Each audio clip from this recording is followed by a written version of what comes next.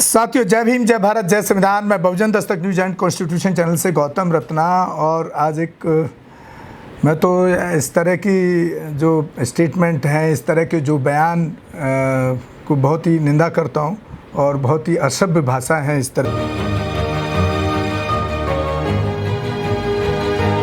की, जिस पर हम अभी डिबेट कर रहे हैं।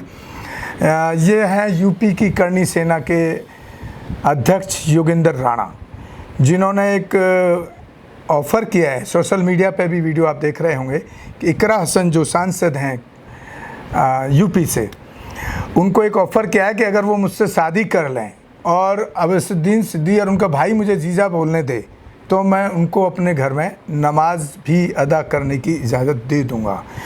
तो ये कितना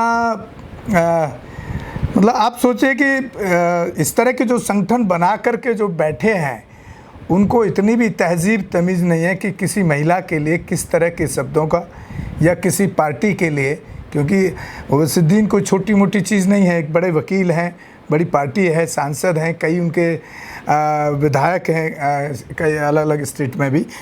तो इस तरह की भाषा का इस्तेमाल करना, मतलब जैसे कि ये कहो कि ये योगेंद्र राणा का देश है कि वो इजाज़त दे देंगे उसको नमाज की। अरे उसको पता होना चाहिए ये हमारा जो देश है वो धर्मनिरपेक्ष देश है। आपको किसी ने ये इजाज़त नहीं दी है कि आप किसको क्या करने के लिए, क्या बोलने के लिए, क्या उसके धर्म में है, आप उसकी इजाज़त देंगे। उसका फ़ैसला हर इंसान उसके लिए आज़ाद है। इस तरह की भाषा का इस्तेमाल करना एक संगठन के प्रदेश अध्यक्ष द्वारा और एक सांसद को, जो एक बहुत अच्छी सांसद हैं, बहुत ही संसद के अंदर भी बहुत बेहतरीन तरीके से देश की आवाज़ हैं। और वैसे अवैसुद्दीन और उनकी पार्टी है जो एक मजलूमों की आवाज़ को रखते हैं संसद में और देश संसद के बाहर भी।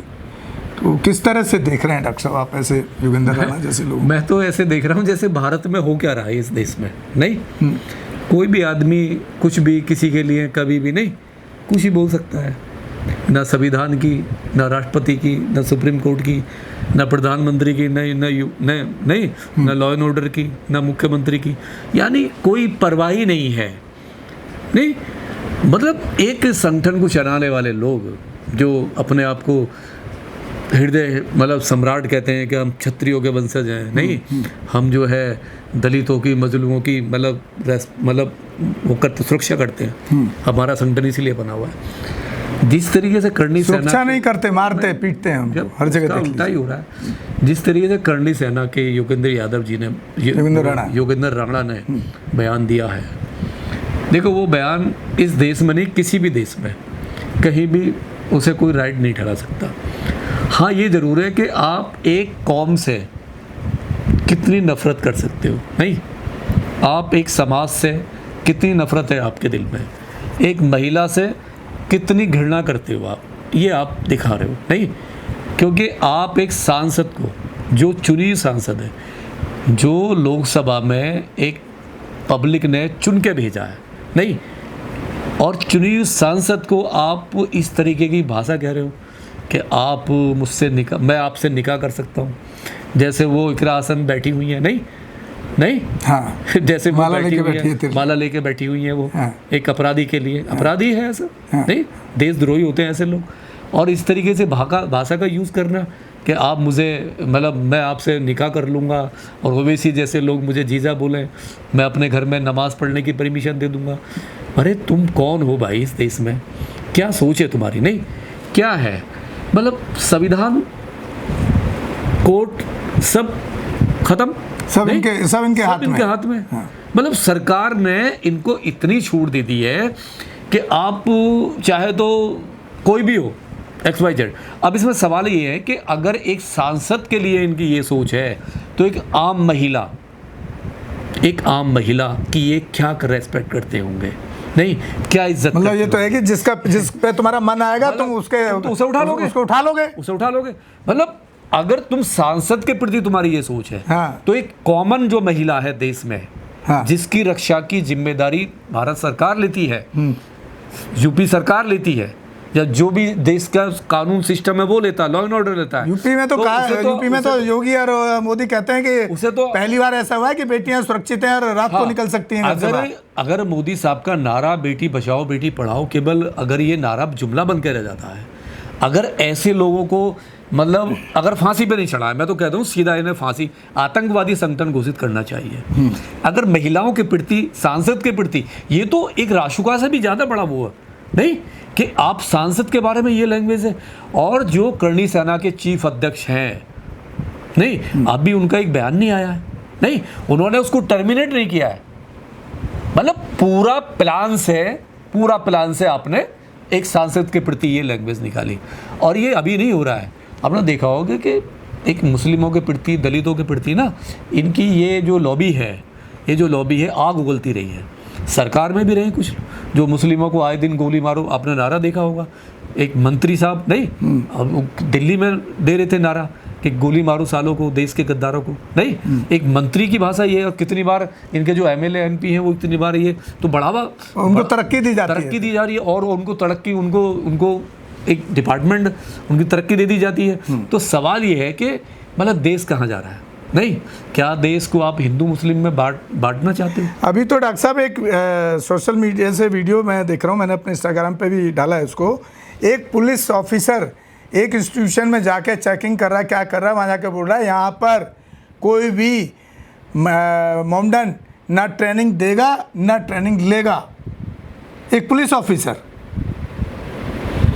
हाँ वो ऐसा है ना, वर्दी तो कानून की है, हाँ संविधान की है, हाँ और सर पे वो 3 शेर भी है, हाँ लेकिन अंदर जो है ना, अंदर तो मनुस्मृति से ही पैदा है वो, हाँ अंदर तो मनु का ही बीज है उसके। नहीं ये तो नहीं मैं क्या कर रहा हूँ, अंदर तो मनुस्मृति का डीएनए है, उसकी सोच वही है मनुस्मृति वाली। अगर वो एक मुस्लिम को कह सकता है तो दलितों के बारे में तो पता नहीं क्या सोच सकता हूँ। आज भी दलितों की स्थिति इस देश में बहुत खराब है, SC/ST की बहुत खराब है। आज भी करणी सेना जैसे लोग नहीं उनको टॉर्चर करते हैं, कहीं पानी पीने के नाम पर, कहीं घोड़ी से उतारने के नाम पर, कहीं बारात रोकते हैं।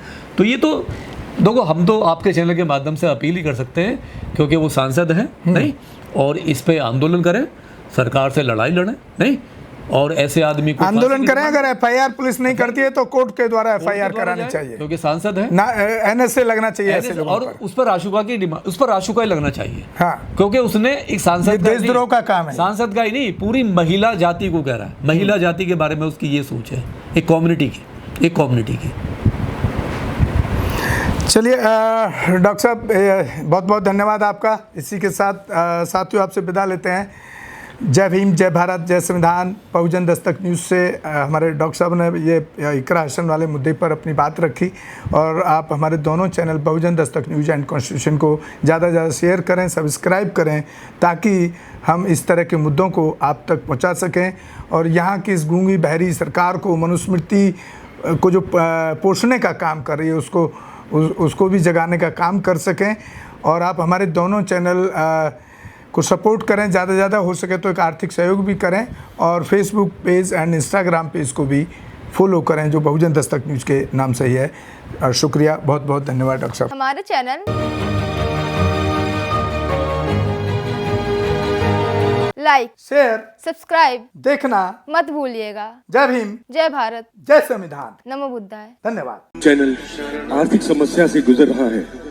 अगर आप बहुजन समाज में बाबा साहेब अम्बेडकर और तथागत बुद्ध की विचारधारा को अधिक से अधिक लोगों तक पहुंचाना चाहते हैं तो हमें आर्थिक सहयोग प्रदान करें, ताकि हम अपने चैनल के माध्यम से देश विदेश में समता, बंधुता, एकता और संवैधानिक अधिकारों को ज्यादा से ज्यादा लोगों तक पहुंचा सकें। आप अपनी सहायता राशि नीचे लिखे खाते में जमा करा सकते हैं।